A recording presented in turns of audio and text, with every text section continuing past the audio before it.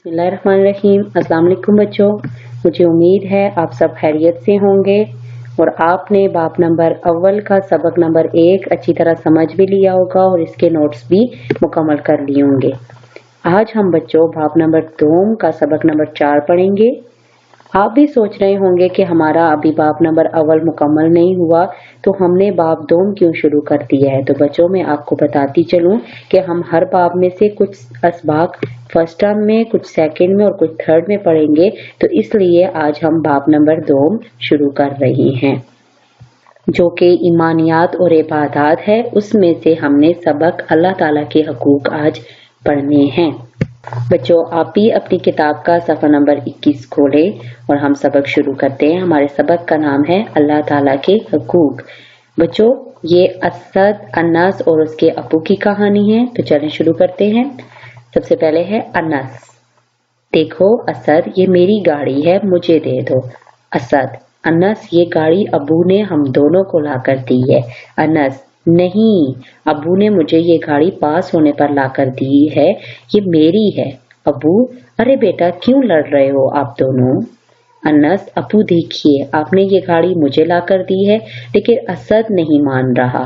अबू, बेटा क्या आप असद को अपने साथ इस गाड़ी में शरीक नहीं कर सकते। अनस, नहीं, ये मेरी है, मैंने अपने साथ किसी को शरीक नहीं करूंगा। अबू, बेटा ये तो सिर्फ अल्लाह ताला का हक है। असद, क्या मतलब अबू अल्लाह ताला का हक, क्या अल्लाह ताला के भी अपने बंदों पर हकूक हैं।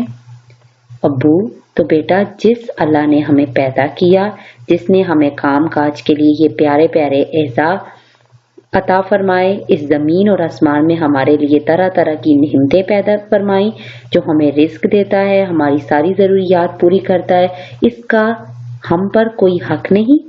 असद, नहीं अबू, बिल्कुल अल्लाह ताला का तो हम पर सबसे ज्यादा हक होना चाहिए। अबू, बिल्कुल बेटा। अनस, अबू अल्लाह ताला के अपने बंदों पर क्या क्या हकूक है। अबू, बेटा सबसे बड़ा अल्लाह ताला का हक तो ये है कि हमें से अकेला और अपना रब माने। असद, वो तो हम मानते हैं अबू। अबू, हाँ, जुबान से तो हम सब कहते हैं कि अल्लाह ताला चाहता है कि हम अपने अमल से भी इसे साबित करें। अल्लाह ताला ने हमें खास मकसद से पैदा किया है। वमा खलक़तुल जिन्ना वल इंसा इल्ला लियअबुदून।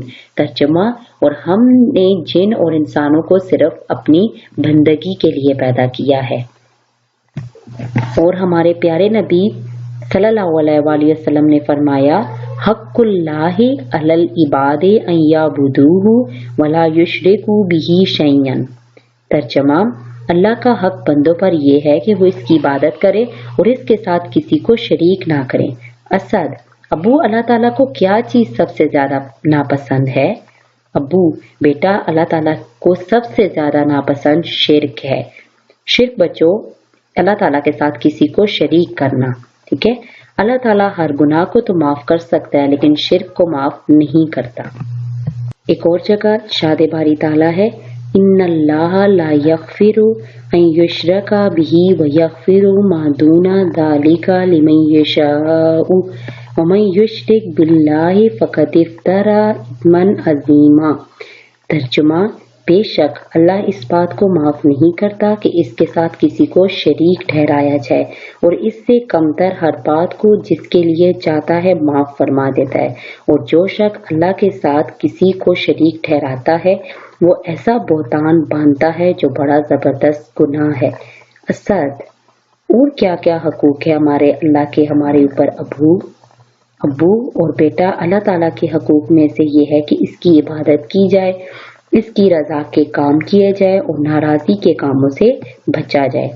एक अच्छा मुसलमान होने के नाते हमारे लिए जरूरी है कि हम 5 वक्त की नमाज का एहतमाम करें, रमजानुल मुबारक के रोजे रखें, अल्लाह ताला माली वसअत और तौफीक अता फरमाए तो ज़कात अदा करे और हज करे। ये सब अल्लाह ताला के बड़े बड़े हकूक है। इन सब बातों पर अमल करके हम अल्लाह ताला का कुर्ब हासिल कर सकते हैं। एक और हदीस कुदसी में अल्लाह ताला फरमाता है, मा तक़र्रबा इलैया अब्दी बिशैइन अहब्बु इलैया मिम्मा फ़तरतु अलैहि। तर्जुमा, میری قربت کے لیے بندہ جو بھی اعمال کرتا ہے ان میں سے فرائض مجھے سب سے زیادہ پسند ہیں۔ اسد یعنی فرائض کے ذریعے سے بندے اللہ تعالیٰ کے زیادہ قریب ہوتے ہیں۔ ابو جی آپ بالکل ٹھیک سمجھے، اور اس کے ساتھ ساتھ یہ بھی ضروری ہے کہ بندہ اپنے مالک کی احسان فراموشی نہ کرے۔ انس وہ کیسے ابو؟ ابو بیٹا اللہ تعالیٰ نے جتنی نعمتیں ہمیں عطا فرمائی ہیں وہ اس کے احسانات ہی تو ہیں۔ اب اگر ہم ان نعمتوں کو اللہ تعالیٰ کی مرضی کے مطابق استعمال نہیں کریں گے تو یہ گویا احسان فراموشی ہے، اور اگر اللہ تعالیٰ کی مرضی کے مطابق استعمال کریں گے تو یہ بندے کی شکر گزاری ہے۔ ہمیں ہر وقت اللہ تعالیٰ کا شکر ادا کرتے رہنا چاہیے۔ اسد اور کیا کیا حقوق ہیں ہمارے پیارے اللہ تعالیٰ کے؟ ابو اور بیٹا انسان کو اللہ تعالیٰ نے اس دنیا میں اپنا نائب بنایا ہے۔ انی جاعل فی الارض خلیفۃ، ترجمہ میں زمین میں ایک نائب بنانے والا ہوں، یعنی انسان زمین پر اللہ تعالیٰ کا خلیفہ ہے۔ اب اللہ تعالیٰ کی نیابت کا حق یہ ہے کہ خود اس کی بندگی اور شکر گزاری کرتے ہوئے دنیا کے تمام انسانوں کو اس کی عبادت اور شکر گزاری پر آمادہ کیا جائے۔ یہ گویا انسان کا اس دنیا میں آنے کا اصلی مقصد ہے، یعنی صرف خود ہی عبادت نہیں کرنی چاہیے بلکہ دوسروں کو بھی عبادت کرنے کی تلقین کرنی چاہیے۔ اب ذرا بتائیے کہ جس اللہ کی ہمارے اوپر اتنی نعمتیں اور احسانات ہیں تو ہمارا کیا فرض بنتا ہے بچوں؟ انس ابو ہمارا فرض یہ ہے کہ ہم ہر وقت اس کا شکر ادا کرتے رہیں اور اس کی نافرمانی سے بچیں۔ ابو اور بتاؤ میرے بچوں؟ اسد اور یہ کہ سب سے زیادہ اللہ تعالیٰ ہی سے محبت کریں، اس کی محبت پر کسی کو ترجیح نہ دیں۔